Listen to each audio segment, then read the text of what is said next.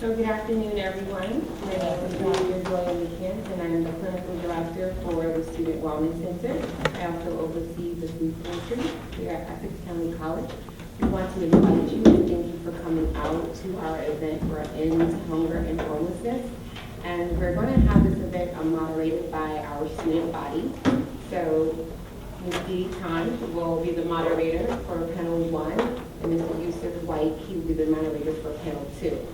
Our keynote speaker for today is our PhD intern in the Wellness Center, Ms. Erica Pensy from Kane University.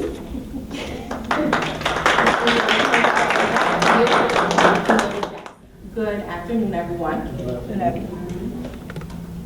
Well, I come before you all honored and humbled to serve as your keynote speaker during this afternoon's campaign to end hunger and homelessness.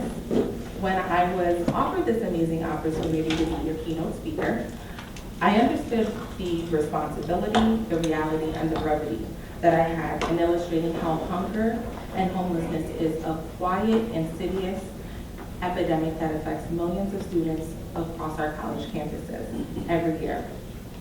As we continue on with our event this afternoon, I think it's incredibly important to conceptualize how compromising one's basic needs of housing and access to food not only impacts their ability to function daily, but also cognitively impairs one's ability to academically concentrate on our college campuses. As I stand before you this afternoon, I understand that my responsibility in delivering this keynote address is to bridge the impact of food and housing insecurity on the mental health of our college students. However, before I get into the purpose of why we're gathered here, I want you all to hold that thought. Throughout the years, we have all probably heard and unfortunately have seen what food insecurity and housing insecurity looks like. However, I think it's important that we operationally define what is food insecurity and what is housing insecurity. And in understanding that, how one's inability to access their basic needs impacts their overall functioning.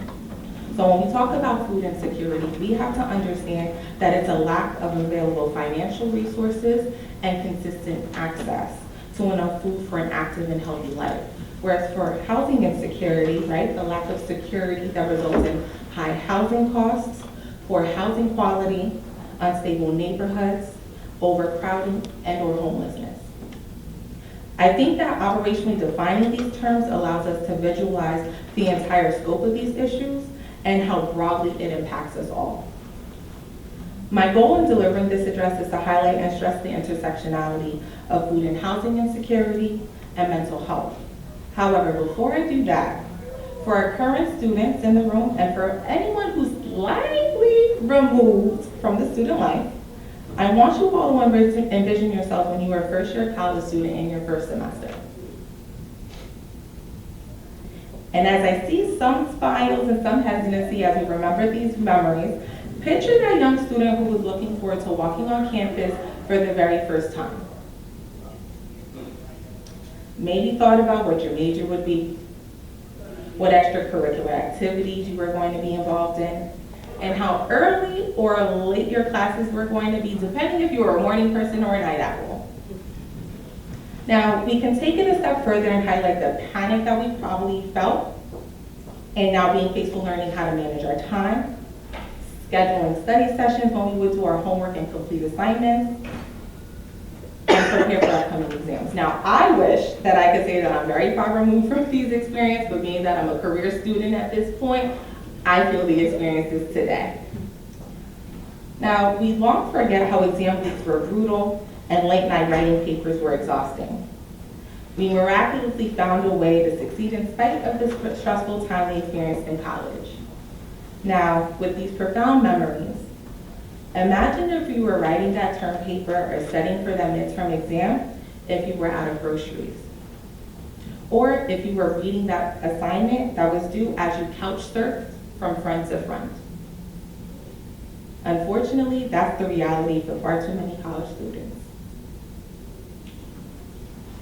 We expect our students to work hard in pursuit of their education as they sprint across that stage at graduation, because I will be sprinting in May of 2021.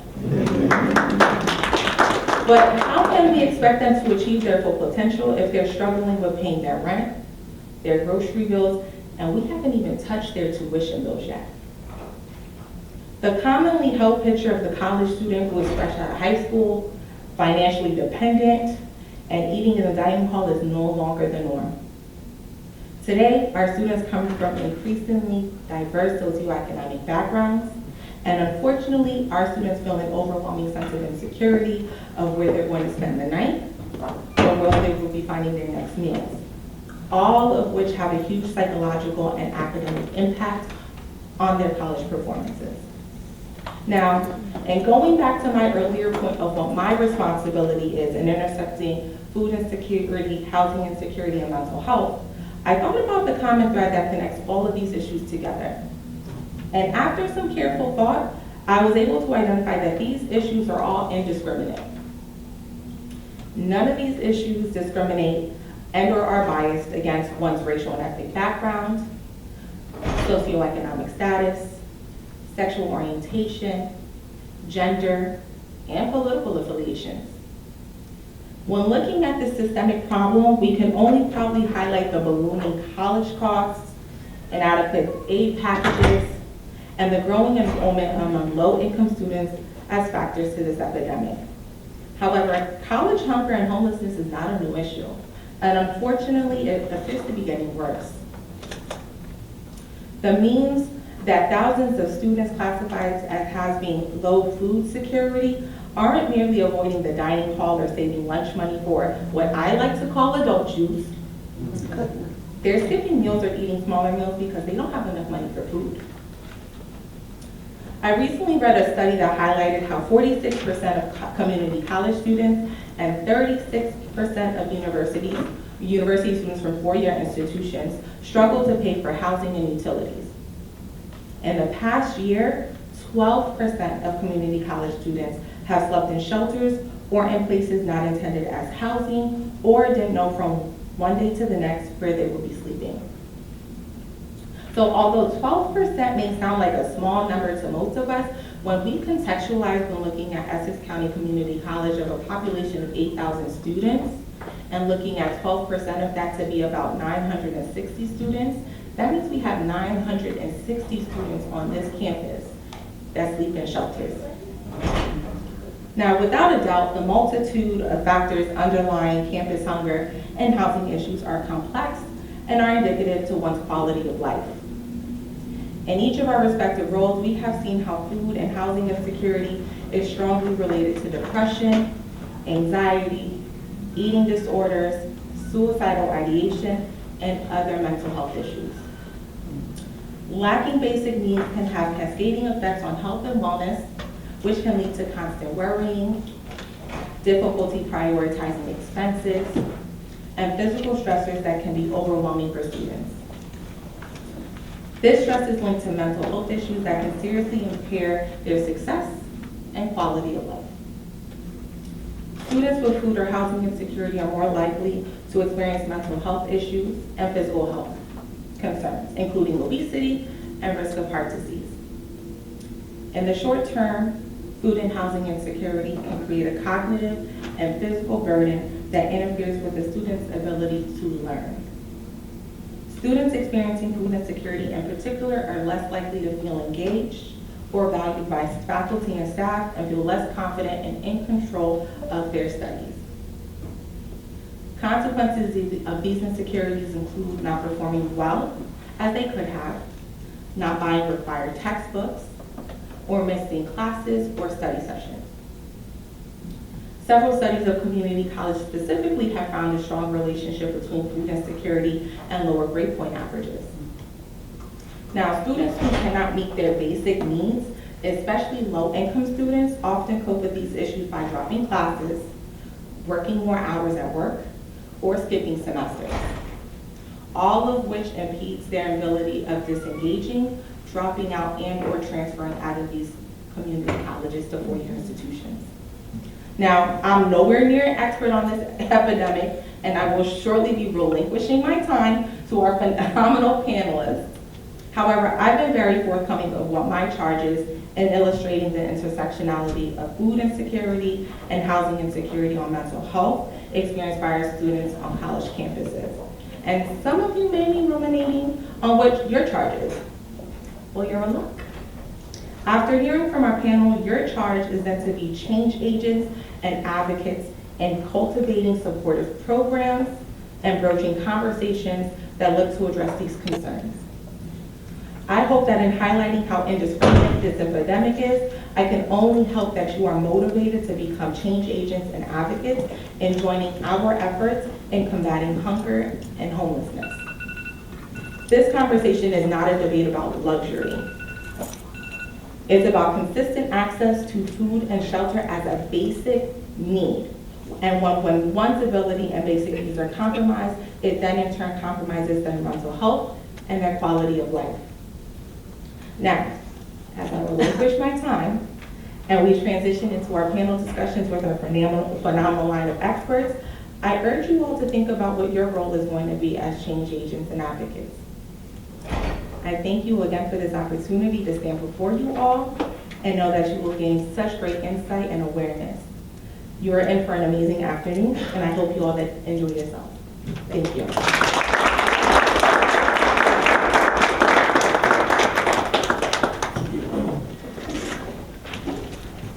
Hello everyone, and thank you again for coming out today. My name is Shadia Tung, and I'm an undergrad for Business Administration, as well as working underneath Dean Kirkman in Student Affairs for Work Study. So again today we'll discuss with the panel. I'll ask a few questions, and they will give you a bunch of insight on what they know and what can help you guys. So panel, I would like you guys to please explain who you are and what you do for us. Sure, good afternoon. My name is Zamia Bivens-Gibson. I'm the Executive Director of Isaiah House in East Orange. While we are a shelter, we also have a food pantry on site, a daycare on site, and we have 2 off-site programs where we provide services to people who are living independently but require a level of assistance and care. Good afternoon, my name is Kabir Myers. I'm the coordinator of the City of Newark's Office of Tenant Legal Services. It's a very new office, but we are doing amazing things on behalf of the City of Newark's tenants of low income who are facing eviction or the threat thereof. Thank you. Good evening, everyone. Mark Wilcox here, Outreach Liaison for Covenant House, New Jersey, one of the largest nonprofits in the state of New Jersey, consisting of all youth 18 to 21 years of age. Sorry, can you hear me? Yes. 18 to 21 years of age that are either homeless or at risk of becoming homeless. A lot of our youth that walk through the doors, we meet them at where they're at. They're coming from very bad circumstances, situations from human trafficking, drug trappings, just really bad negative space situations. So our residential program is more of a holistic approach in order to assist the youth, providing them with tools and resources necessary so that they can get their lives back on track, more stable, more productive. We have residential programming downtown Newark and in Atlantic City, where we accommodate up to 45 youth, male, female, and all in between. We're not going to discriminate on sexual orientation and or religious beliefs. So youth are always welcome. We're first come, first serve. When we're at max capacity, we have another residential program in Atlantic City. So we accommodate the youth there as well. And it's a dormitory environment. It's not a shelter. We have transitional living opportunities that they can move into, like rites of passage, which is the next step, where they have their own room, share kitchen and common area. We have a Mothers and Babies program in Elizabeth, New Jersey called Raphael Lifehouse, as well as a program called Nancy's Place for youth who are struggling with mental health in Upper Montclair. We do have the independent living component as well. So ultimately we try to move the youth from being homeless into the residential programming, into more stable, more productive situations so that they can have their own apartment. But we have in Upper Montclair, and we have a residential program in North New Jersey as well. So that's ultimately the end in mind, is to get them into a better place so that they have their own their own apartments. So it's a holistic programming in order to do that. But thank you. Good afternoon, everyone. My name is Brenda Myrick. I'm the Director of Housing and Social Services with Interfaith Hospitality Network. Our primary mission is we house homeless families from all over Essex County. We're a small program, so our shelter program is a little bit different. We don't have a building that we shelter people in, one building for everyone. We shelter families and congregations around Essex County, whether it's a Christian church or a Jewish temple. Our goal is to keep families together. We're one of few shelters that shelter single dads with children, two-parent families with children, single moms with children, or however you define your family with children under the age of 18. We also do rental assistance to help families and individuals prevent a state of homelessness, or relocation assistance to help people get back into housing with ongoing case management services. We run an after-school program. Again, we're a small agency. We do a lot of work. We service a lot of people in Essex County. A lot of people are here from Newark. What our goal is to prevent another episode of homelessness.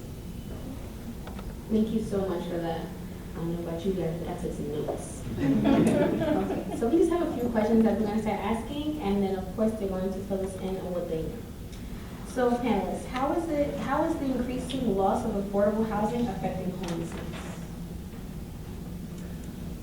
I can start. You know, very simply, if housing is too expensive, you know, a resident is not going to be able to afford it. Lack of affordable housing leads to contingent homelessness.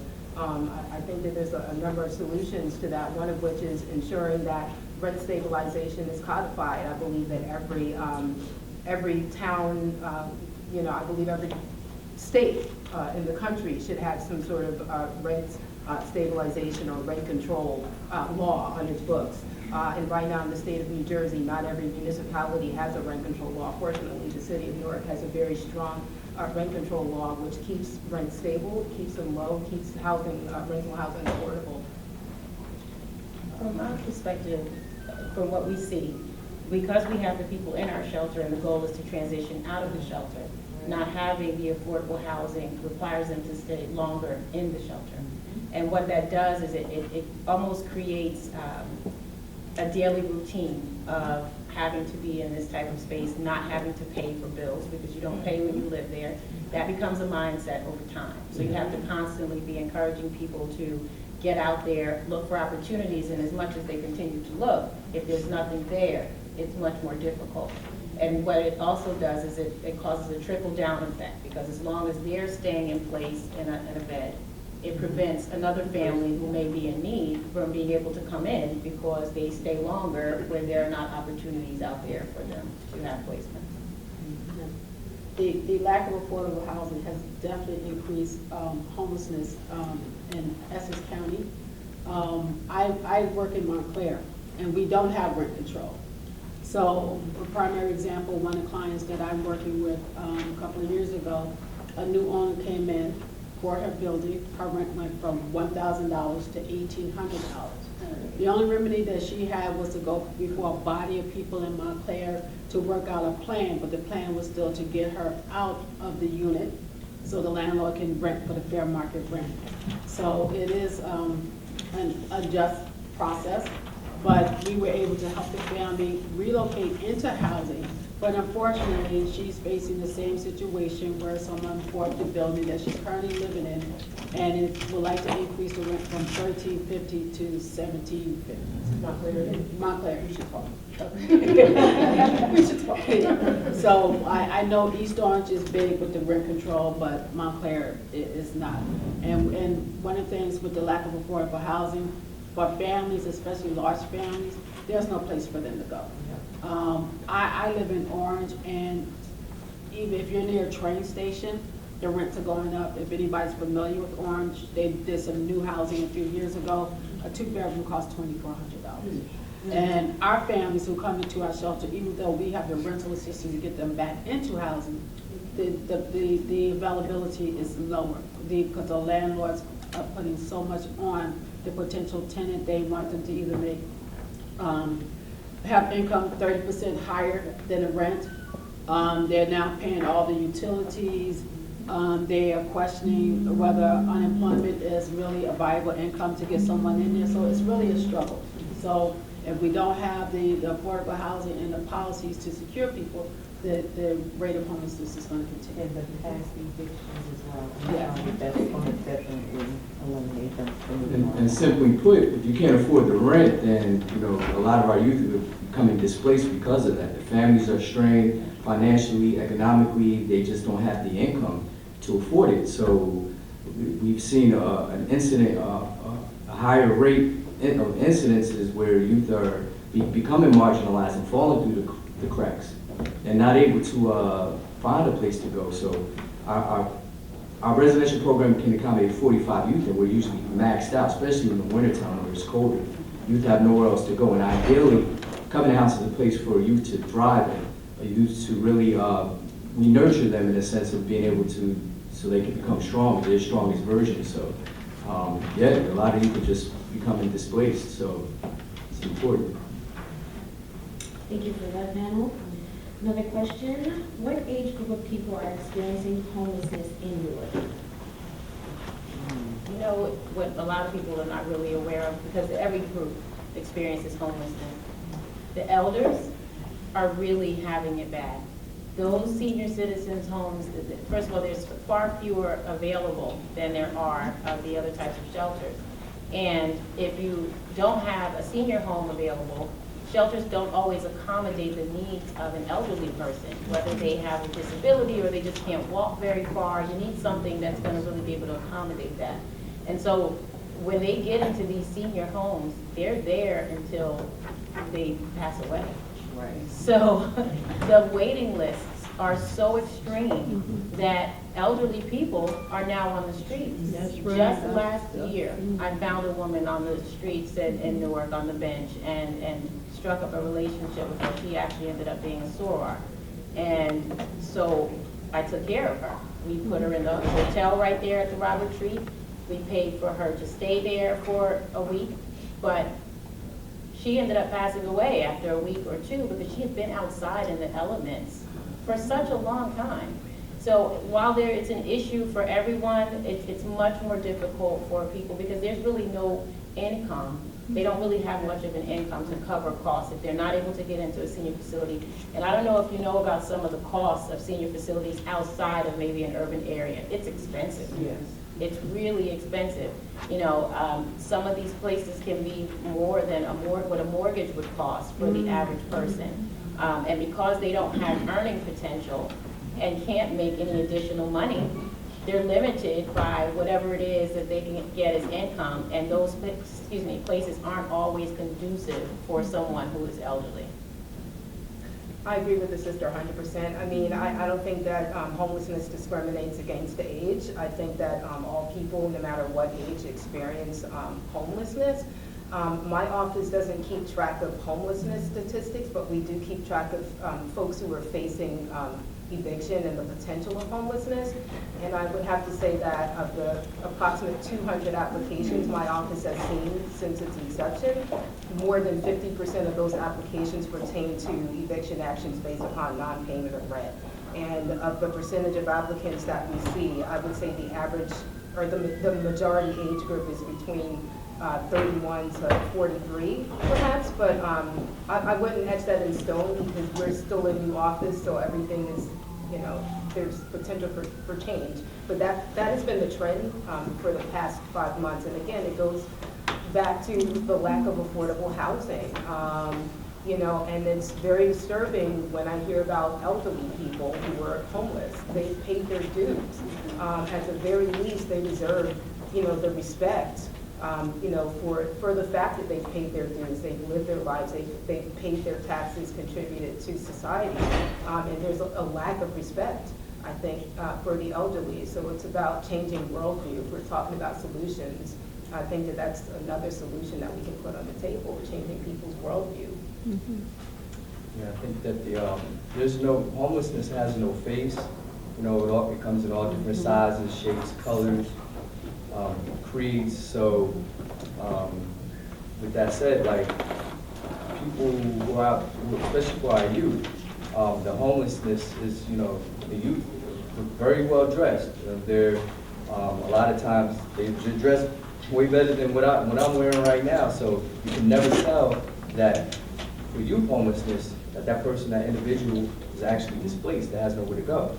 But a lot of them are couch surfing, they're going from place to place, staying with a cousin, uncle, niece, nephew, they're staying with friends, with the homies.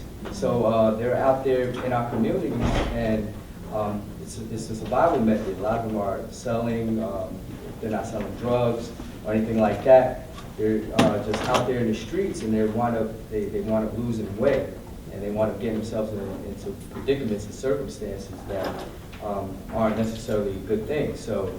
Well, they're selling other things. They're selling Yeah, for yeah. resources. You know, a lot of these youth are, especially the LGBTQ community, they are selling themselves for resources. Yes. And it's really unfortunate. We actually had a young man that lived with us who ended up not staying for very long because he was so used to being out and making money for resources.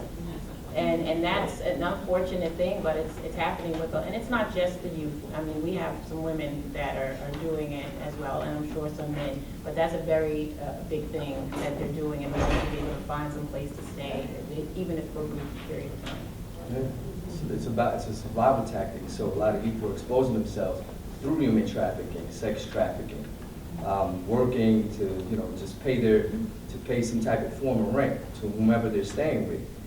They're being taken advantage of. There's a lot of people, unfortunately, a lot of people in our society who don't have a good level of mental health. So they prey on our youth. They take advantage of our youth, and unfortunately, they fall into the wayside. And we lose a lot of youth because of that. Definitely homelessness doesn't discriminate with age. And on my way here, so me and I in Covenant House are part of this. We're part of the continuum care of Essex County, and that's a body of stakeholders that deal with homelessness. And we address so many issues, and there's so many different subpopulations where there's the LGBT community, seniors, domestic violence. On my way here, and we also do outreach. So I call our one person that's outreach because in Bloomfield, if anybody familiar with Bloomfield, there's a pancake house, there's a little park there. So on my drive here, there was a senior citizen sitting in the park, and I know he's homeless because he had all his belongings, looked like a walker. So I call the person and say, look, this is a spot we need to be aware of. And also as it relates to the seniors, we have a number of subcommittees under the COC. And one of the things that we are looking into is the seniors, because I get calls all the time. I can't take seniors into our program. City of Newark, you get calls. So it's an issue. It's an issue that's not on the tables. The political will here is not really talking about it, but it's a discussion that needs to be had. Because we don't want a senior person dying on the street during the winter months. And unfortunately, if that happens, then discussion will be had. Can I also mention mental health? I feel like mental health is oftentimes neglected as well. And the recent statistics I've looked at indicate that mental health plays a large part in how people become homeless. And that the majority of folks who are actually homeless have some, and correct me if I'm wrong, guys, but they have some sort of mental health issue. I think it's maybe street homeless, not Right, necessarily. that's right. Yeah. And I just feel like that's a neglected topic that needs a lot more attention. So I have a couple of stats based on what we just discussed, and I learned that 67% are over the age of 24 who are homeless, and 9% are 18 to 24, and 24% is under the age of 18. So you were very close about the elderly being out there more who are being homeless. Moving on to the next question. What issue needs to be considered as Newark develops and implements a housing strategy? Spotlight on me. Equitable growth is huge. And fortunately, Mayor Baraka is embracing the concept of equitable growth where everyone has a seat at the table and everyone, regardless of your economic status, is benefiting from the economic boom in the city of Newark. And for example, my office seeks to provide homelessness prevention services to tenants of low income in the city of Newark who are facing eviction or the threat of eviction, so that the effects of gentrification, so that gentrification will not negatively affect them, because gentrification can be a good thing, but as we all know, it has negative impacts as well. And we're especially seeing that in the East Ward.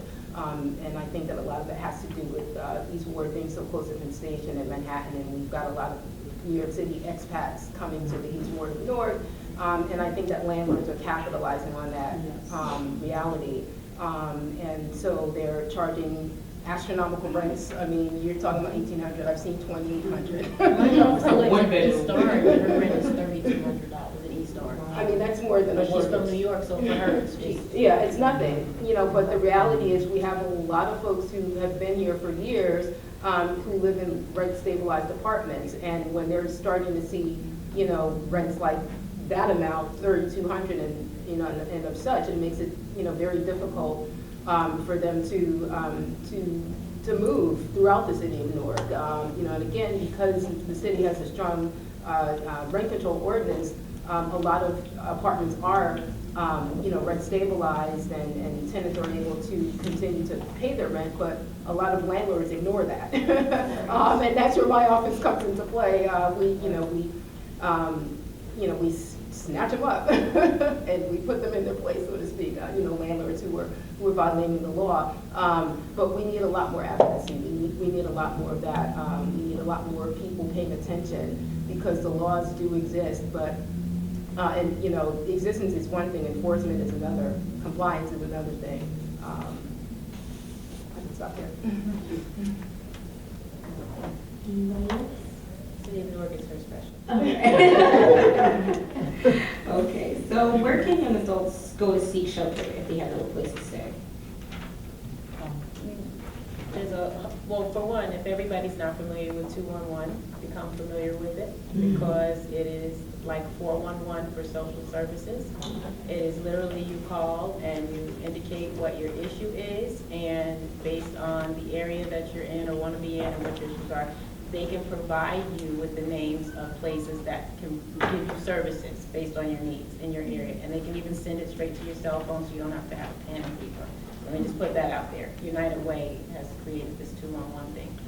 There's a host of agencies that can provide housing for people who are homeless.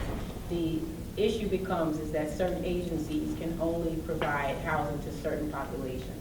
I think Brenda and I are one of the few that can house the entire family and let dad stay there. And, you know, I know we pride ourselves on that, because a lot of places will tell dad he's got to go to a men's shelter, and it separates the family, and nobody wants to separate a family. But depending on what populations you serve, you're limited to being able to house those particular homeless people.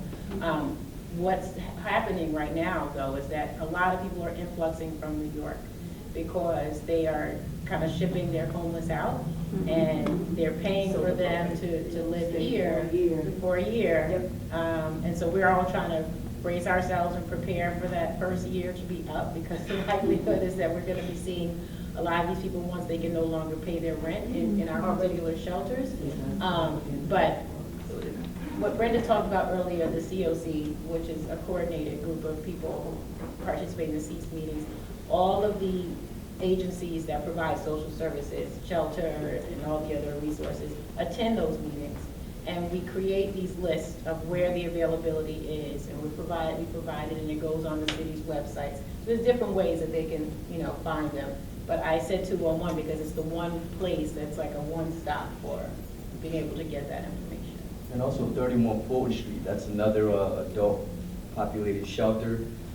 They accept people 18 through, there's really no max age as far as I know.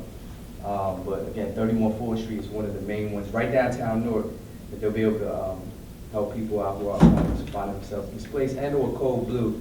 They're one of the agencies that are on a list of different social service entity or APA programs that do accommodate people during the Code Blue.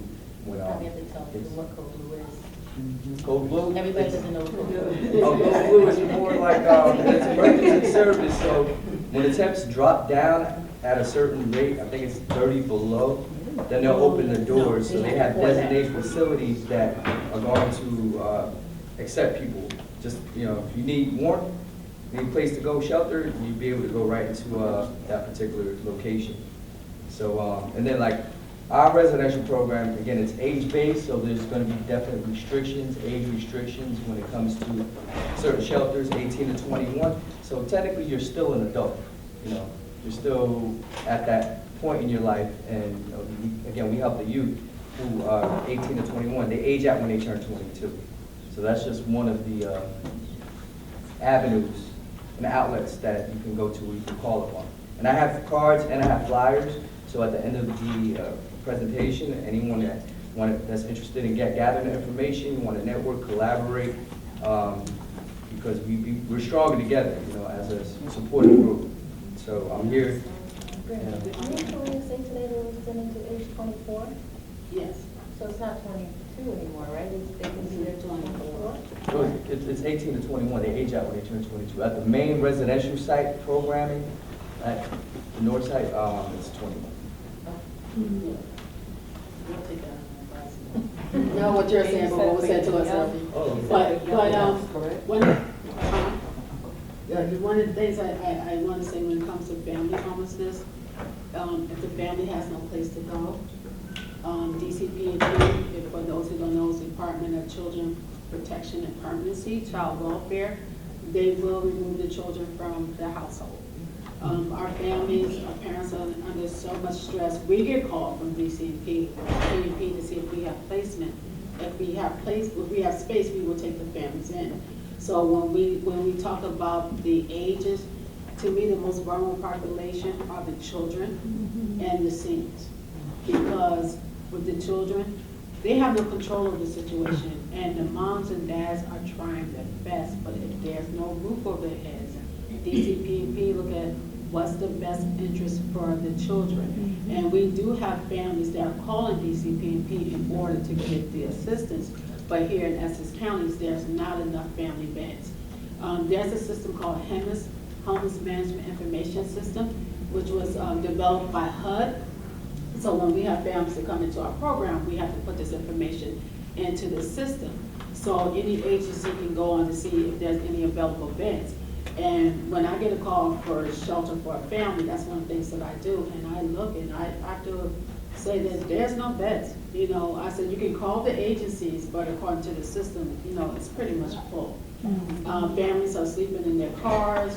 They're doubled up. That puts more stress with, you know, friends and relatives, because you put those friends and relatives at risk of losing their own housing, because if the landlord finds out, that could be a cause for eviction. So we do have a lot of challenges here in Essex County.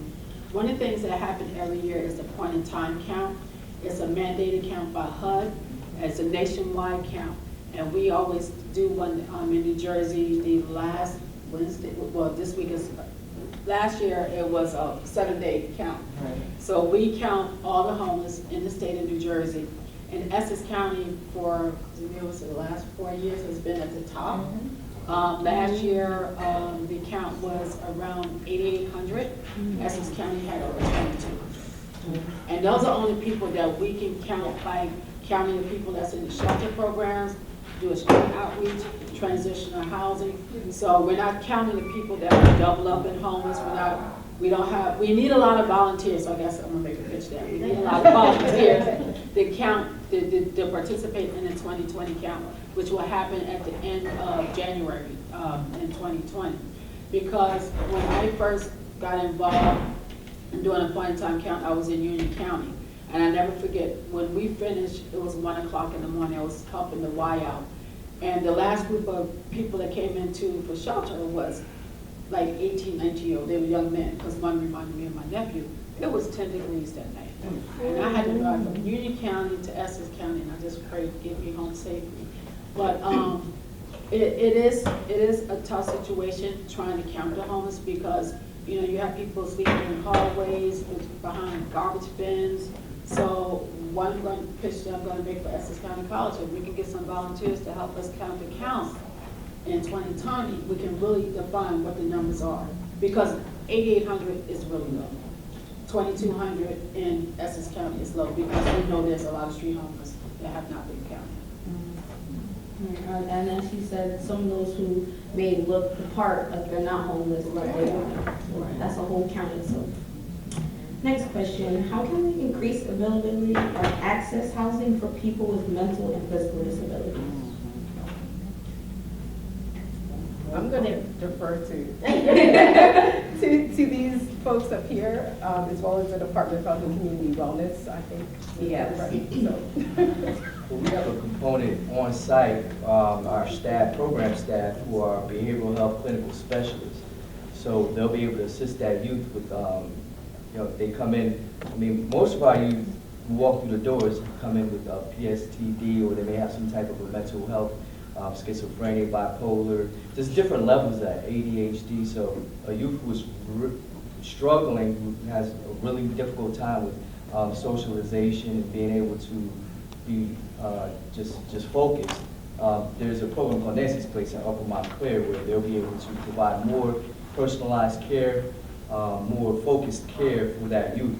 So they become more stable, they're getting jobs, they're going back to school, and they provide them with that case planning and that nurturing, very personalized approach in order to help that youth so that they can become their strongest version. So we do have that component within our residential site at the Covenant House.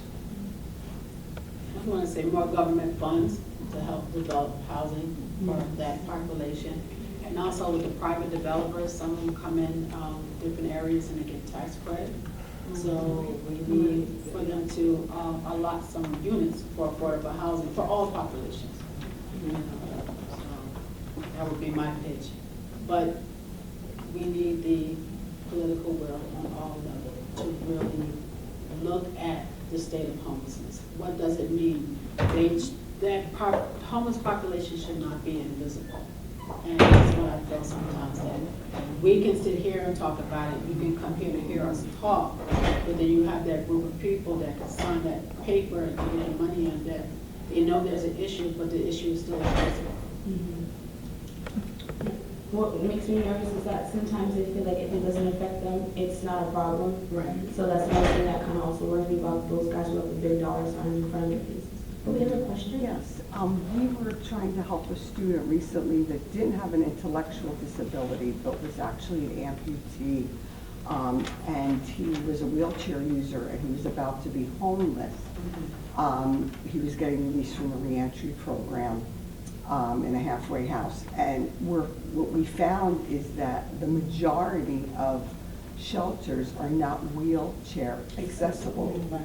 And over, I had to be over 30 places in Essex and also in Passaic that were not, that was the statement, sorry, we're not wheelchair accessible. So how is that allowed? It's allowed. I mean, we're ADA accessible, so we are, because we have a population of, one of our programs is for disabled single women, and one of them is for women with HIV, and some of them are at a point in their illness where they need, special care. So our building is ADA accessible, but they don't have to be ADA accessible. They just won't get funding from places that require them to be ADA accessible. So there's different pots of money that you can get to provide these services. And you have to remember that if your funding source is not giving you enough money, it costs a lot to make a place ADA accessible. You have to have ADA accessible showers, so it has to be completely flat. It has to have these specialized railings. You have to have an elevator. Everybody can't afford that. And I think that one of the things that has to make sure that you understand, we are at the mercy of our funders. I know for us, 98% of what we get is from me sitting there writing a grant or an RFP.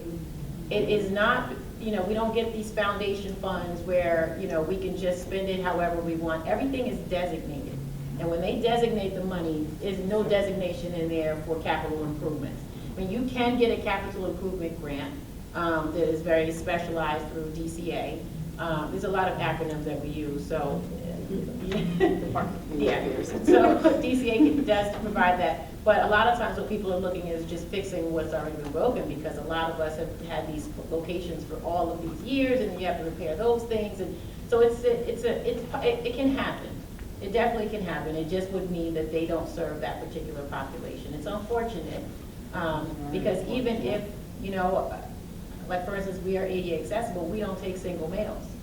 We take a male that's attached to a family, either a single dad or with a significant other, whatever that significant other may be, so he still wouldn't even qualify. So there's a bunch of factors that you have to look at. It's almost like anything else. Some things fit, some things don't. One of the other committees on the coordinated, the continuum care, is coordinated entry. That particular committee, and the purpose is to develop hubs in Essex County. So say like the young man that you mentioned that becomes homeless, that he can go to a hub in order to get the services that's needed. Can't guarantee it because like I said, Jamia just explained it, there are a lot of roadblocks. But at least there's a point of entry where he can go in to either try to get shelter or maybe either connect with the agency that can help him with permanent housing, especially since he has a disability.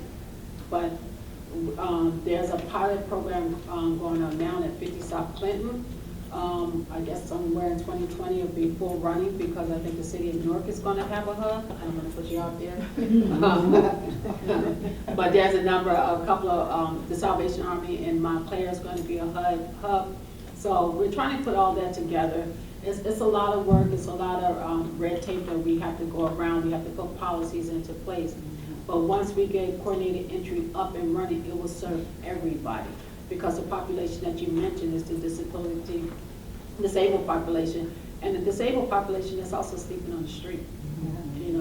He has no place to go. It's really important. We feel worse than probably you did because sometimes these people come to us and we have to send them away. That is probably one of the most challenging things to do is to tell somebody you cannot help them. I've literally had people just say, can I just sit in your lobby? I had a woman with her 2 kids, like, can I just sit? And she just got on her phone trying to make phone calls. And we had to figure something out. It was like we can't just, it's really, this should really put a spark into each of you and letting you know when you have an opportunity to, champion for something. People will say to us, why don't you guys have these places that are ADA accessible? If we can't afford it because we don't have the funds, then we need other ways. We need the community to say, hey, we want our people who are unable to find housing to have some place to go that's safe, that's comfortable, that's clean, and that they can actually get into their bedroom or use the bathroom. How can, our government dollars make a difference in that?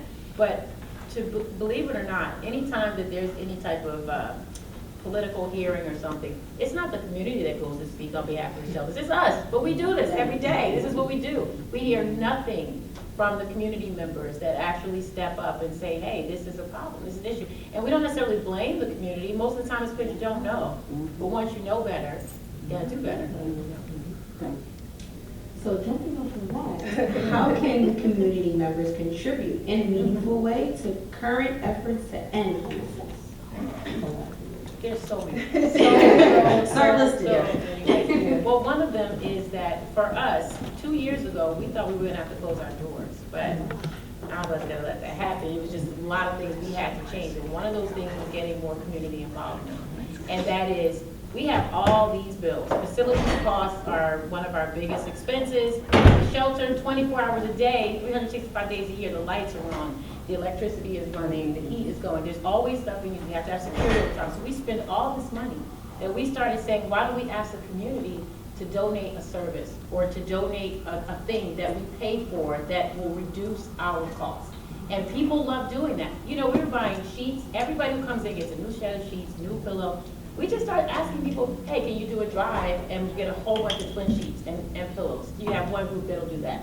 We told a school that, we pay $500 and something a month to buy milk for the shelter. The students got little milk cartons and they collected all their change and filled up milk cartons, and it was enough money to pay for the milk for the shelter for 6 months, right? So you really just have to, once you start talking about what the needs are, people find ways to be able to offset some of your expenses. And I think that's one of the benefits for us. We've had our expenses reduced tremendously. You make a phone call, we had our shelter used to have our food pantry open 5 days a week. No pantry is open 5 days a week. But we used to do it 5 days a week up until last year because we would be running out of food.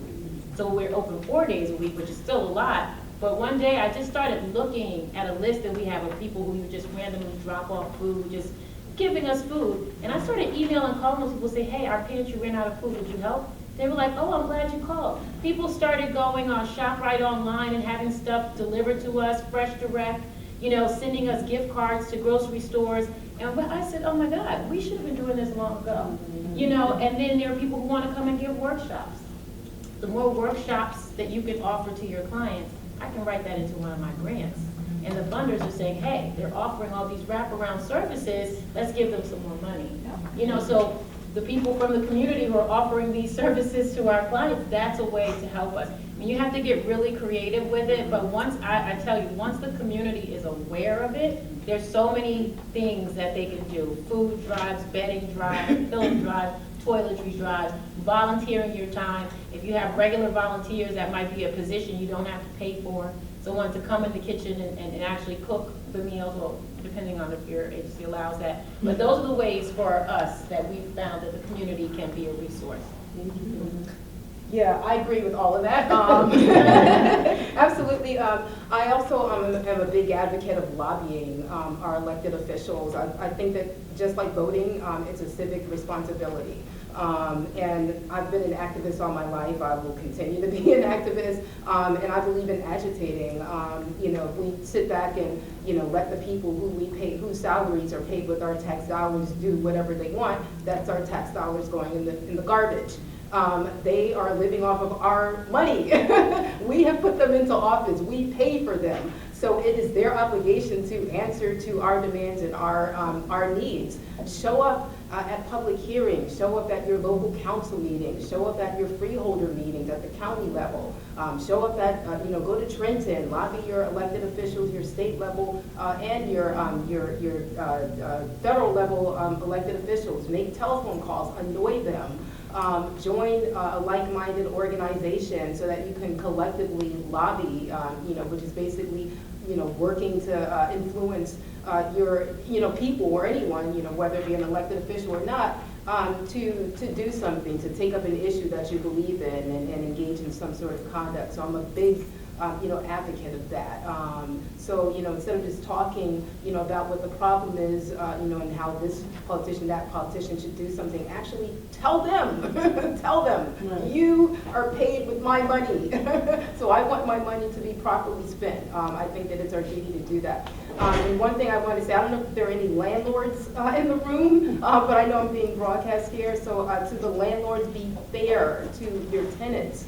Fairness is don't charge them an astronomical amount of rent just because you think that you can. You know, be fair, charge rents that are reasonable so that tenants won't face potential homelessness. Be available to your tenants. You know, if there's some sort of habitability issue, address that issue. You know, because conditions can lead to, you know, uninhabitable conditions can lead to potential homelessness. And I can keep going, but I'll stop there. I know that our time is limited. I think just empowering our community, letting people know, passing it forward. That's the key to it all. For me, I do outreach, street outreach. I'm in the areas and communities you're not going to even think twice about going into. You know, this is what I do though. I have to identify, I have to meet the youth at where they're at. So I'm going to talk to people, you know, on the corner. I'm going to talk to people down the block, family members, the leaders of the community, anyone who's out there who's willing to listen. I'm going to get out there and I'm going to, you know, make sure that they know about the information, because the information is empowering, and the more empowering it is, the better off that it'll be overall. So I think that just being able to pass it forward, I know as cliche as this may sound, it takes a village to raise a family, but I truly believe that. As long as we all come together, stick together, being able to provide information that's vital, that's useful from the panelists here, from their programs, from all of us who are involved in some level of positivity. You know, just being able to provide that information and being able to connect to others to let them know, better off we'll all be as an overall whole. So just passing it forward and empowering people and letting them know on a continuous basis the importance of our services and what we're doing, and, you know, it helps, so. I'm gonna say ditto to everything. But, you know, it's good, and you know a city is hearing you when you have a new department that deals with tenancy, because that's a big issue. One of the things, I am a client, I try to get my clients to really speak up for themselves. Some are intimidated by the process because if their legislator's not the same skin color they are, they feel that they don't have a voice, but we have to continue to educate them, and that the power is by voting. I have taken clients to go see legislators, whether there's a Democrat or Republican, I don't care. If you're in my issue, if you're in my area, I will take a client to speak to you. So I think we need to get back to some grassroots education and to have people understand is your problem is keeping their lights on. You know, they work for you, and that's what people need to understand. Don't be intimidated because someone may be a male, someone's of a different race. You do have a power. Again, we can speak on everybody's issue on behalf of the clients that we serve, but the strong voice is the client themselves, and we have to educate them to use their voice. Thank you so much, panel, for all of that. I learned a lot today. What about you, Ben? Thank you again to panel one. We really appreciate you coming here. So give me a round of applause.